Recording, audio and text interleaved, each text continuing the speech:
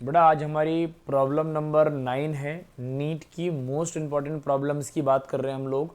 और आज हम लोग बच्चों प्रॉब्लम नंबर 9 के अंदर आयोनाइजेशन एंथैल्पी के बारे में सीखेंगे। तो सबसे पहले बच्चों आपको पता होना चाहिए कि आयोनाइजेशन एंथैल्पी होता क्या है। फिर प्रॉब्लम नंबर 9 के अंदर मैंने छोटे छोटे 3 प्रॉब्लम क्वेश्चंस रखे हैं, जिससे आपकी आयोनाइजेशन एंथैल्पी का कॉन्सेप्ट एकदम क्लियर हो जाएगा। सबसे पहले बच्चों मैं बताता हूँ आपको आयोनाइजेशन एंथैल्पी होता क्या है, तो पहले वो समझ लो। तो बेटा सपोज करो एक एटम है, और सपोज क्या करना है, एक एटम है बच्चों, इसके सेंटर पे न्यूक्लियस, ये पहली सेल, ये दूसरी सेल, ये तीसरी सेल, इसके अंदर इलेक्ट्रॉन्स है हमें पता है। और इनके अंदर जो इलेक्ट्रॉन्स हैं बच्चों, तो इलेक्ट्रॉन्स को मुझे कहाँ से क्या करना है, इसको मुझे हीट करना है। क्या करना बच्चों, एनर्जी प्रोवाइड करनी है। क्यों, जब मैं हीट प्रोवाइड करूंगा इससे, तो बच्चों इलेक्ट्रॉन्स का और न्यूक्लियस का फोर्स ऑफ अट्रैक्शन वीक होगा, क्योंकि न्यूक्लियस से तो बहुत दूर इलेक्ट्रॉन्स है। तो जो सबसे आउटर मोस्ट सेल में इलेक्ट्रॉन है, कहाँ पर है बच्चों, आउटर मोस्ट सेल में इलेक्ट्रॉन है, जो यहाँ से इलेक्ट्रॉन सबसे पहले रिमूव होगा। क्यों, क्योंकि यहाँ से फोर्स ऑफ अट्रैक्शन वीक है। न्यूक्लियस का आउटर मोस्ट सेल के इलेक्ट्रॉन्स के बीच में फोर्स ऑफ अट्रैक्शन वीक होता है, क्योंकि डिस्टेंस बहुत ज़्यादा बढ़ गया। तो जैसे ही आपने एनर्जी प्रोवाइड की, यहाँ पर करते गए यहाँ पर फोर्स ऑफ अट्रैक्शन ब्रेक होगा और इलेक्ट्रॉन अपना घर छोड़ के बाहर चला जाएगा। That is called infinity. तो अपने घर के अलावा जो भी एरिया होता है, दैट इज कॉल्ड इन्फिनिटी। तो अब आपसे पूछा जाएगा आयनाइजेशन एंथैल्पी होती क्या है बच्चों। तो आयनाइजेशन एंथैल्पी होती है the amount of enthalpy required to remove a electron from outermost cell to infinity, from outermost cell to infinity in their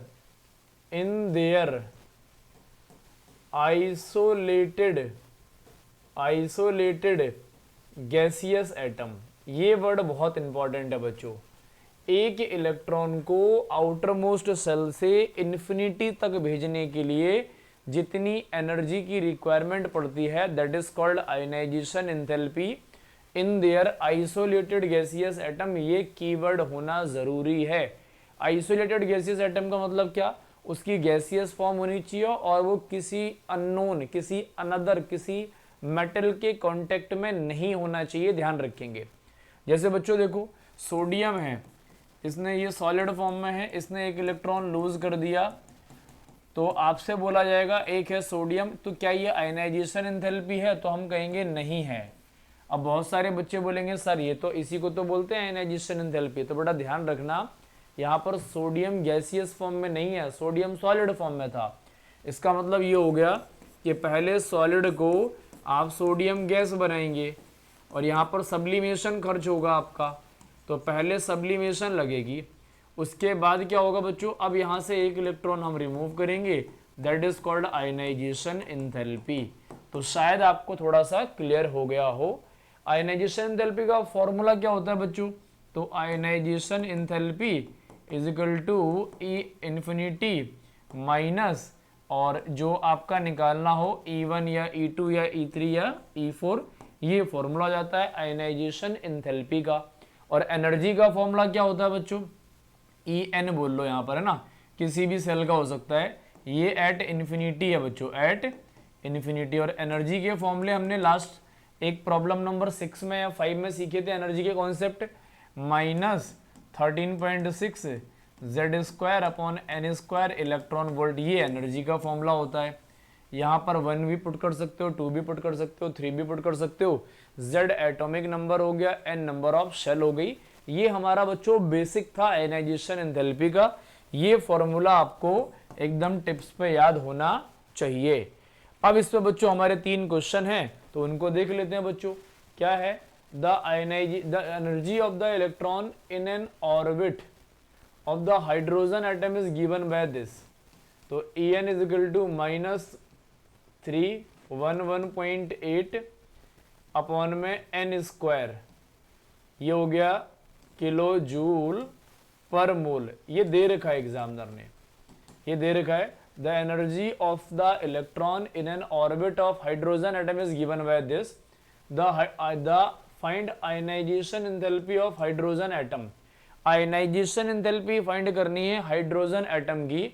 तो बच्चों हमने ये अभी अभी फॉर्मूला पढ़ा था, ionisation energy is equal to E infinity minus, और ये हो जाएगा बच्चों माइनस ये 311.8, और ये हो जाएगा एन स्क्वायर, और ये हो जाएगा किलो जूल पर मोल, ये हो जाएगा बच्चों। अच्छा, इन्फिनिटी पे एनर्जी कितनी लेके चलते हैं बच्चों, हम जीरो लेके चलते हैं। कितनी एनर्जी कंसिडर एज जीरो, तो ionisation energy is equal to zero minus minus plus 1311.8, और एन स्क्वायर हो गया 1 का स्क्वायर किलो जूल पर मोल। तो यहाँ पर इसका मतलब क्या हो गया, 1 का स्क्वायर 1 ही हो गया। तो आयनाइजेशन एंथैल्पी आ गया कितना, पॉजिटिव 311.8 किलो जूल पर मोल। तो ये ऑप्शन हो जाएगा बच्चों आपका कौन सा, पहला वाला ऑप्शन हो जाएगा। ऑप्शन में थोड़ा सा ध्यान रखेंगे, प्रॉब्लम आसान होती है आयनाइजेशन एंथैल्पी की, ध्यान रखेंगे इस चीज को। फॉर्मूला पता होना चाहिए, इन्फिनिटी माइनस जो भी एनर्जी जिस भी सेल की बोल रहे उस सेल की एनर्जी हम पुट कर देंगे यहाँ पर बच्चों, है ना। तो ये हो गया आपका आयनाइजेशन एंथैल्पी का पहला क्वेश्चन। ये बच्चों Z square upon n square की फॉर्म में भी लिख सकते हो। जेड एटॉमिक नंबर होता है, एन नंबर ऑफ शेल होता है। तो यहाँ पे तो पहले शेल की बात की गई बच्चों, है ना। अगली प्रॉब्लम इस पे एक और है, क्या बोल रहा है, the ionisation energy of the hydrogen atom is इतना इलेक्ट्रॉन वोल्ट है बच्चों, देख रहे हो। तो E इज इक्वल टू, हमने अभी अभी फॉर्मूला पढ़ा था, minus 13.6 Z square upon n square electron volt. अब हाइड्रोजन के लिए बात करोगे तो E is equal to minus 13.6, और ये हो गया Z की वैल्यू 1 का स्क्वायर अपॉन 1 का स्क्वायर, तो ये हो गया इलेक्ट्रॉन वोल्ट, तो ये हो जाएगा माइनस 13.6, ये हो गया इलेक्ट्रॉन वोल्ट। अब आयनाइजेशन एनर्जी निकालनी है, तो आयनाइजेशन एनर्जी निकालनी है तो क्या हो गया, इन्फिनिटी माइनस माइनस 13.6, तो ये हो जाएगा इलेक्ट्रॉन वोल्ट। तो आयनाइजेशन एनर्जी हाइड्रोजन की कितनी होगी, 13.6 इलेक्ट्रॉन वोल्ट। तो वही दे रखी है, the ionisation energy of the hydrogen atom is this, ये दे रखा था, ये हमने प्रूव कर लिया, ऐसे दे रखा था। The ionisation energy of the lithium ion will be, lithium ion की चाहिए बच्चों, तो इसी में भी ऐसी कर लेते हैं। तो आयनाइजेशन एनर्जी देखो, ionisation energy is equal to E infinity minus minus 13.6 Z square upon n square electron volt हो जाएगा बच्चों। एन तो नंबर ऑफ शेल पहली है, क्योंकि लिथियम का एटॉमिक नंबर 3 होता है, इसने 2 इलेक्ट्रॉन लूज कर दिए तो एक ही बचा, इसका मतलब पहली शेल में ही इलेक्ट्रॉन है। तो ionisation energy is equal to 0 minus, और ये माइनस माइनस हो गया बच्चों प्लस 13.6, और ये हो जाएगा 3 का स्क्वायर अपॉन में 1 का स्क्वायर इलेक्ट्रॉन वोल्ट में, तो 13.6 इंटू 9 हो जाएगा बच्चों। तो आयनाइजेशन एनर्जी कितनी हो जाएगी, ये हो जाएगा आपका 120 के आसपास जाना चाहिए, तो 122 एक ही ऑप्शन है आपके पास, डी ऑप्शन। इसको क्लिक करके आप आगे बढ़ सकते हो आराम से। जेड क्या है, एटॉमिक नंबर है, और एन क्या है बच्चों, नंबर ऑफ शेल होता है, शेल होता है, और ये एटॉमिक नंबर होता है। जेड क्या होता है, एटॉमिक नंबर होता है, ध्यान रखेंगे बच्चों। तो ये हमारी दूसरी प्रॉब्लम थी, दूसरा क्वेश्चन था इसके अंदर। एक और इसी के अंदर प्रॉब्लम थी, ये गायब कैसे हो गई। एक प्रॉब्लम ये है, एक प्रॉब्लम ये है, और एक प्रॉब्लम ये है बच्चों, और एक प्रॉब्लम ये है। The ionisation energy of the hydrogen atom is 13.6 electron volt. The energy required to remove an electron from second state of an hydrogen atom, मतलब सेकेंड से निकालना है बच्चों। तो ये भी बड़ा आसान है, हमने आयनाइजेशन एनर्जी का पढ़ा था। तो आयनाइजेशन एनर्जी हमारे पास कितना है, 13.6 है इलेक्ट्रॉन वोल्ट। अब हमें कहाँ से निकालना है, सेकेंड शेल से इलेक्ट्रॉन निकालना है। तो बच्चों यहाँ पर ऐसा बोल सकता हूँ मैं, जेड स्क्वायर मतलब ionisation energy is equal to, ये पॉजिटिव हो गया, पॉजिटिव ही होता है, अभी अभी हमने सीखा है, 13.6 Z square upon n square electron volt कर लेते हैं, पॉजिटिव कर लेते हैं, आयनाइजेशन एनर्जी का सिंबल जो है।